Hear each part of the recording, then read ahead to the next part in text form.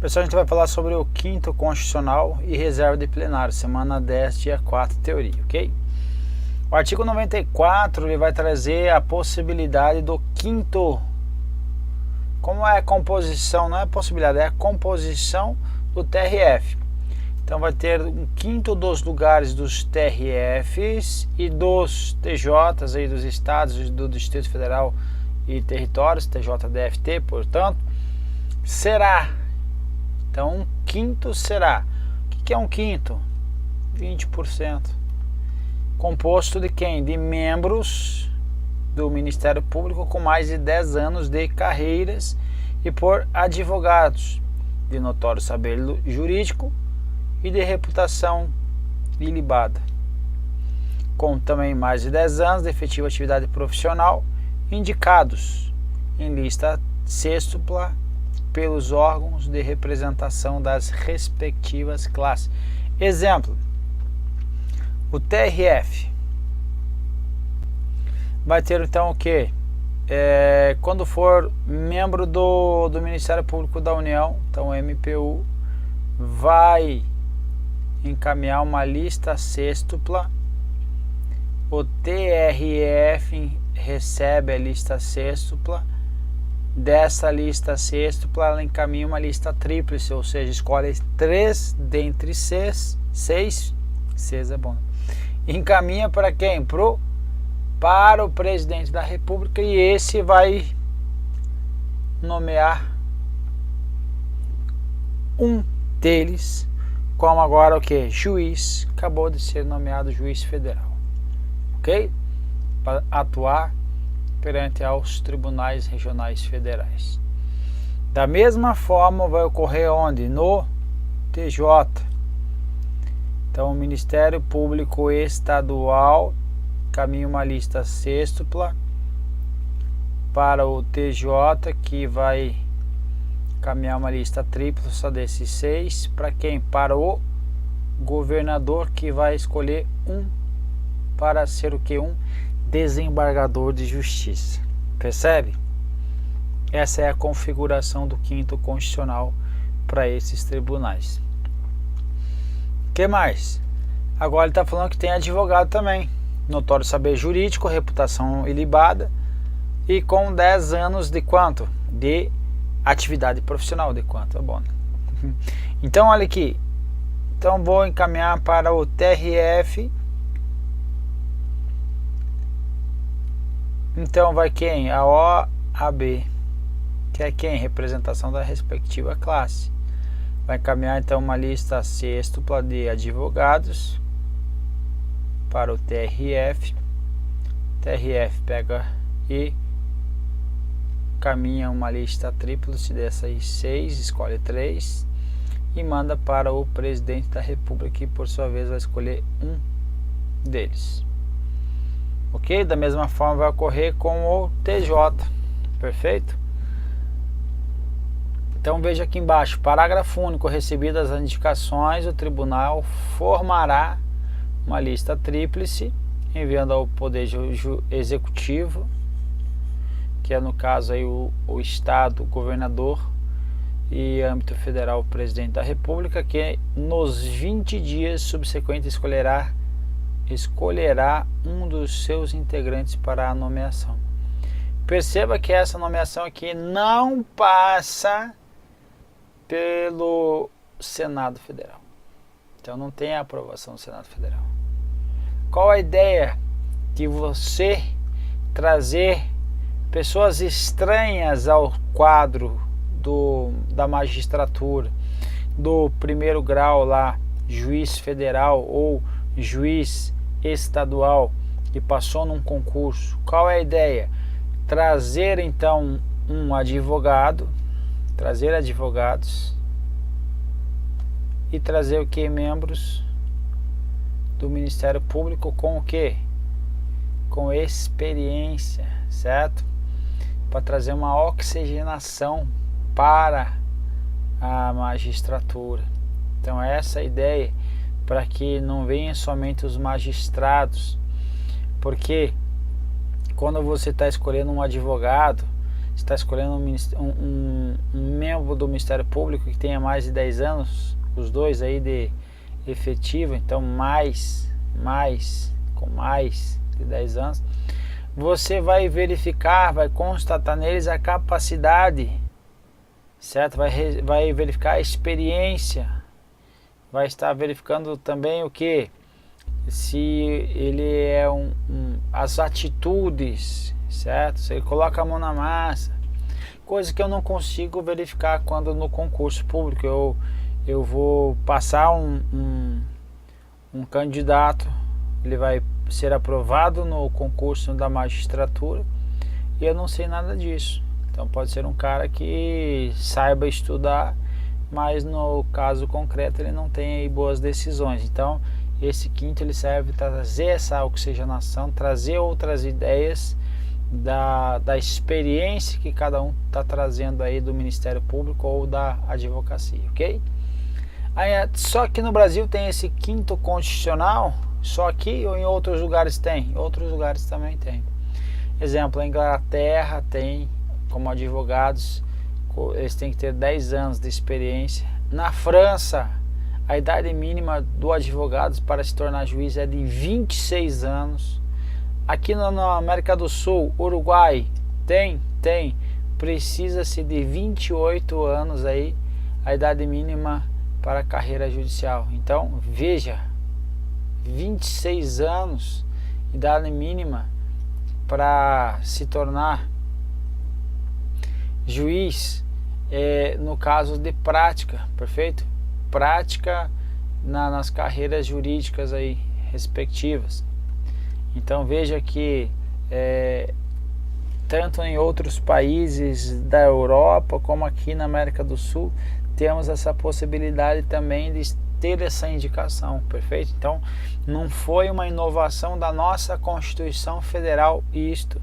Então tem a previsão em outros países também, perfeito? Então é só para falar isso, que não é uma inovação nossa. Agora, minha pergunta é, esse quinto constitucional só cabe aos TRFs e os TJs ou tem mais algum? Exemplo, cabe ao TRT? Sim ou não? Resposta, a gente vai ver no artigo 115. Os TRTs compõem-se de no mínimo 7 juízes recrutados quando possível na respectiva região, nomeados pelo presidente da República dentre brasileiro com mais de 30 anos e menos de 65 anos, sendo um quinto dentre advogados, então temos aqui um quinto, com mais de 10 anos de efetiva atividade profissional e de membros do Ministério Público do Trabalho, com mais de 10 anos de efetivo exercício, observados o disposto do artigo 94. Perfeito? Então nós temos também nos TRTs, então o quinto, nós temos nos TRFs, nos TJs e agora estamos vendo que tem no TRT. Só neles tem mais em algum? Vamos ver o artigo 111A. O Tribunal Superior do Trabalho compor-se-á de 27 ministros escolhidos entre brasileiros com mais de 35, veja que o Tribunal Superior é 35, e menos de 65 anos de notável saber jurídico e reputação ilibada, nomeados pelo presidente da República, está falando de Tribunal Superior, aprovação da maioria absoluta do Senado Federal. Por falar maioria absoluta do Senado Federal, tem um que ele é após a aprovação do Senado Federal, mas não fala nada da maioria absoluta. Você lembra qual que é? Lembra? S, Superior Tribunal Militar, ok? Então veja, aqui nós temos o quinto também, o que? 20%, então entre advogados com mais de 10 anos de efetiva atividade profissional e membros do Ministério Público do Trabalho com mais de 10 anos, observados também o artigo 94. Perfeito? Então veja que nós temos o quinto, Então vamos aumentar aqui. Quem? TRF, TJ, TJDFT, temos o TRT, e agora nós temos quem? TST. E aí, e os demais? Nós temos, por exemplo, e o STJ? Lembra o STJ? Quantos são? E o STM? Tem isso? STJ tem quantos? 1/3. Vamos ver o STJ? 1/3. Então o STJ compõe-se no mínimo de 33 ministros. Os ministros do STJ, então, eles serão nomeados pelo presidente da República brasileira com mais de 35 e menos de 65 anos de notável saber jurídico e reputação ilibada, depois de aprovado pela maioria absoluta do Senado Federal. Ok? STJ, Senado Federal, aprova pela maioria absoluta. Ó, 1/3 entre do TRF, 1/3 entre desembargadores e 1/3 entre partes iguais de advogados e membros do Ministério Público Federal, Estadual, Distrito Federal e Territórios, alternadamente. Então veja que aqui nós estamos falando agora de que 1/3. Então 1 dividido por 3 dá 0,33. É só esse Tribunal Superior ou tem algum outro? STF tem ou não? Não, STF não tem, não vem de carreira de magistrados aqui, então dentre juízes, ok? Pode sair dentre juízes? Pode. Mas e o STM? Como que ela é formada? Lembra da formação? Era o que? 4 oficiais generais do Exército Brasileiro, 3 oficiais generais de quem? Força Aérea Brasileira. Total era quantos? Somos todos mocinha, 15. E 3 oficiais generais da Marinha do Brasil. E mais quantos? 5 brasileiros. Só isso que ele disse? É, só isso. Então veja que 5 dividido por 15 vai ser o que? Simplificando vai dar 1/3. Simplificando por 5, 5 por 5 vai dar 1 por 5, 3, ó, 1/3. Ou seja, o STM também ele segue a regra do qual? Do 1/3. Então alguns seguem a regra do 1/3 e outros seguem a regra do 1/5, ok? Cai em prova isso? Cai. Ok? Beleza, virando a página. Agora, artigo 97, cai muito em prova quando vai falar sobre a chamada cláusula de reserva de plenário. O que é cláusula de reserva de plenário? É o que está previsto no artigo 97 aqui, ó. Somente pelo voto da maioria absoluta. De quem? De seus membros ou dos membros do respectivo órgão especial. Maioria absoluta dos seus membros significa o quê? Quem são os membros? Significa o plenário. Certo? Plenário. Então a maioria absoluta ou pelo respectivo órgão especial. A gente já viu isso. O órgão especial é quando o quê? Quando eu tenho mais do que 25 julgadores. Então o órgão especial ele tem o requisito que é o quê? Requisito tem que ser o quê? Mais do que 25 julgadores para eu poder criar esse órgão especial. Que mais? Ele vai ter um mínimo de quantos? 11 julgadores. E o máximo? De 25 julgadores. Então quem pode, por exemplo, STJ, ele tem 33 ministros. Esses ministros vão poder então constituir então um órgão especial aqui dentro do STJ. Então, com esses requisitos aqui, ok? Que mais?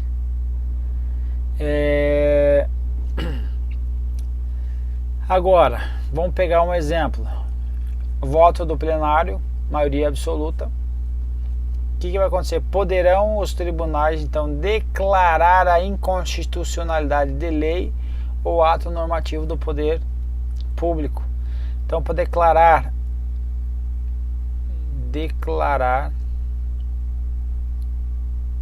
inconstitucionalidade de lei ou o que? Ato normativo de quem? No poder público. Quem pode declarar inconstitucionalidade? Somente quem? Maioria absoluta.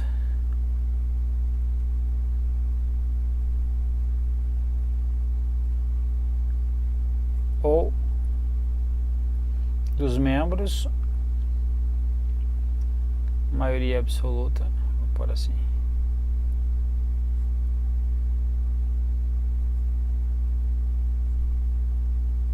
Ou do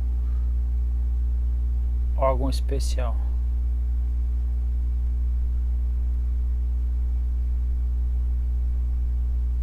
O que significa isso? Significa dizer o que? Exemplo, chegou para o STF julgar aí uma inconstitucionalidade de uma lei, perfeito? O STF votou aí por 5 por inconstitucionalidade contra 4, contra 4 emitiu 5 aqui, contra 4, ok? Vou colocar um exemplo aqui que vai ser interessante. Então o STF está declarando aí inconstitucionalidade, 5 votos a favor para ser inconstitucional a lei contra 4. Veja, somente pelo voto da maioria poderão então os tribunais declarar a inconstitucionalidade. Agora eu vou verificar aqui 5 contra 4. Posso declarar a inconstitucionalidade dessa lei? Resposta, vamos ver. Quantos ministros que nós temos no STF? Somos um time de futebol, então 11. Maioria é dividido por 2, dá 5,5. Número inteiro seguinte vai ser 6. Maioria absoluta, então vai ser quanto? 6. Quantos que eu tenho aqui? 5. Posso declarar inconstitucionalidade nessa lei, nesse caso aqui? Resposta é um grande sonoro não. Perfeito? Então cuida com isso. Então veja, agora a situação da súmula vinculante, que despenca, não cai, ela despenca quando ela vai falar alguma coisa sobre reserva de plenário, certamente ela está na sua prova. Caiu isso, a tua prova vai estar contemplado o artigo 97 aí com a súmula vinculante aí. Então veja, viola a cláusula de reserva de plenário a decisão de órgão fracionário. A órgão fracionário é uma turma, por exemplo, uma turma do STF, uma turma do STJ, de tribunal que, embora não declare expressamente a inconstitucionalidade de lei ou ato normativo do poder público, que só pode ser ou pelo órgão especial ou pelos membros, pela maioria ou pela maioria, volta aqui, ó, pela maioria absoluta dos seus membros ou pela maioria absoluta aqui embaixo do seu órgão especial. Então, ainda que não ocorra então a declaração expressamente da inconstitucionalidade desta lei por esse órgão fracionário que não tem competência para declarar a inconstitucionalidade, quando ele afasta a sua incidência, ou seja, não aplica a lei ou o ato no todo ou ainda em parte, ainda que parcial, então ele vai fazer o que? Ele vai violar a cláusula de reserva do plenário. Afastei a aplicabilidade de uma lei ou de um ato normativo, no todo ou em parte, eu sou um órgão fracionário, eu estou violando a cláusula de reserva do plenário. Então, tem cuidado com isso. Que mais? Olha a outra situação.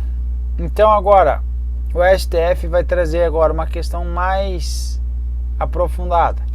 Não há necessidade de pedido das partes para que haja o deslocamento do incidente de inconstitucionalidade para o pleno do tribunal. Ou seja, o órgão fracionário está julgando determinada matéria, ela encontra um incidente de inconstitucionalidade, vai pegar aquela lei, por exemplo, uma lei, olha, eu estou achando que essa lei é inconstitucional, vou encaminhar para o pleno, certo? Para o pleno do tribunal, para que o pleno declare inconstitucional essa lei. Então não há, ele está dizendo agora assim, que não há necessidade de pedido das partes para que haja esse deslocamento. Então você está sendo uma causa sua. Essa causa tem uma situação aí que está verificando que uma lei ela é inconstitucional e que esse órgão fracionário constatou a inconstitucionalidade dessa lei. Não precisa você agir, não há necessidade de pedido seu para encaminhar para o pleno, para que o pleno declare a inconstitucionalidade dessa lei ou desse ato. Ok? Por quê? Isso porque é dever de ofício do órgão fracionário esse envio, ok? Uma vez que não pode declarar expressamente a inconstitucionalidade da lei ou ato normativo do poder público, nem afastar sua incidência no todo ou em parte. Então isso aqui é um complemento, esse julgado é um complemento da súmula vinculante número 10 do STF, ok? Perfeito? Então beleza. Eu não trouxe aqui, mas e se essa lei ou esse ato normativo ela já foi apreciada pelo pleno ou pelo órgão especial, eu preciso encaminhar novamente? Resposta é não, eu não preciso nesse caso daí, ok? Então guarda essa informação. Último slide. Agora vamos falar sobre a autonomia administrativa e financeira. Então o poder judiciário tem o que? Autonomia tanto a administrativa quanto a financeira. Então os tribunais elaborarão as suas propostas orçamentárias dentro dos limites estipulados conjuntamente com os demais poderes na LDO, ok? Então o tribunal, cada tribunal vai receber as propostas orçamentárias dos juízes abaixo dele, vai compilar essas propostas e vai fazer o quê? Olha, o encaminhamento da proposta após ouvir os outros tribunais interessados. Ou seja, vamos supor aqui o juiz federal, N juiz federal vão encaminhar a proposta para quem? Para o TRF, ok? Depois disso, vai acontecer o que? Ó, no âmbito da União, esses tribunais, tem o encaminhamento da proposta agora. Esse tribunal agora vai encaminhar essa proposta para quem? Vai encaminhar para o Poder Executivo ou vai encaminhar para um tribunal superior? Para um tribunal Superior. Vai ser todas as situações, olha só, no âmbito da União, os presidentes do STF e dos tribunais superiores, com aprovação dos respectivos tribunais. Então veja, quem vai consolidar, certo? Por exemplo, TRT consolida, vai encaminhar para quem? Para quem? Para o TST, que esse vai encaminhar para quem agora? Para o Poder Executivo. Então veja que quem vai encaminhar para o Poder Executivo será sempre o Tribunal Superior ou STF. Então sempre Tribunal Superiores ou STF. Não, TRF não vai mandar, certo? Vai consolidar as propostas dos juízes abaixo dele e vai encaminhar para o Tribunal Superior, que vai consolidar todos os tribunais abaixo dele e vai encaminhar daí para o Poder Executivo. Perfeito? Vamos para as questões. Um abraço.